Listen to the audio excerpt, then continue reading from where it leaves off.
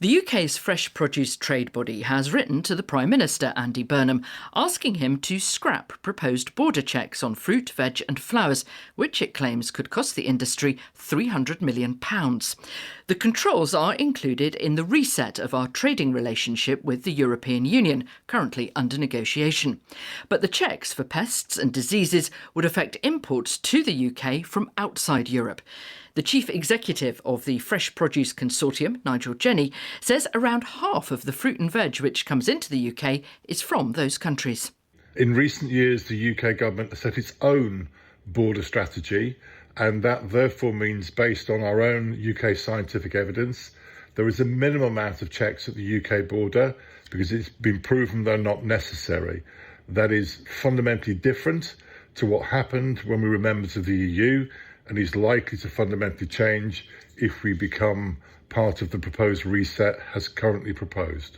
Why does a reset between the EU and the UK potentially affect import checks on produce which is actually grown outside Europe? At the moment, the UK government is minded to accept European SPS standards, so phytosanitary standards, rather than maintaining the UK proven science-based solution.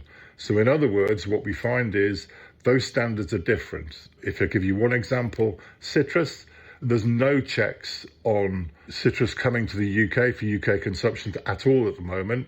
If you move to the EU standards, they could be, are likely to be 100% of every physical consignment coming to the UK. And that's just one example of hundreds of fresh produce items. But if we want to reset our relationship with the EU, then we are going to have to accept some of their rules, aren't we? That's the deal. Well, I think we can accept some of their rules, but I think we also need to understand and put in context the costs and liabilities that we're also accepting on hard-pressed UK consumers.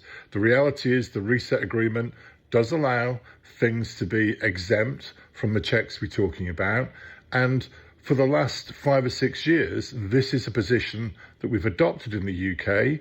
We've continued to trade with the EU, and we've never had a problem. You reckon this is going to cost £300 million. How do you work that out? The cost ultimately, and eye-wateringly, is because the UK government, if we go forward in the way they suggest, will require a combination of official documents that have to be produced at source in the country of origin, then have to be checked when they arrive in the UK, then the consignments, and often 100% of all consignments, and we import something like about 130,000 consignments from the rest of the world annually. So it's a huge challenge, it's a huge logistical nightmare, and ultimately that's how we get to the total cost. Couldn't retailers absorb this extra cost? It would be a nice ambition, but the supply chain is already working at highly efficient standards with very low margins. So unfortunately, these costs don't need to happen, but if they do, these costs will absolutely sadly find their way to all of us as hard-pressed UK consumers. Remember, this is only for UK consumers. But European consumers presumably are in this system already, and it works for them. Well, it works for them because they pay more for their fresh produce. I just want to talk briefly about the weather. Obviously, a heatwave here in the UK and in Europe. How difficult is that making life for fruit and veg trade sourcing supplies? I think it's a bit like all of us, really. We've enjoyed the weather for a while. We're getting a bit exhausted and we could just need a breather and probably need a good drink as well. And that's just the same as all the crops around Europe and around the UK as well. So it is challenging.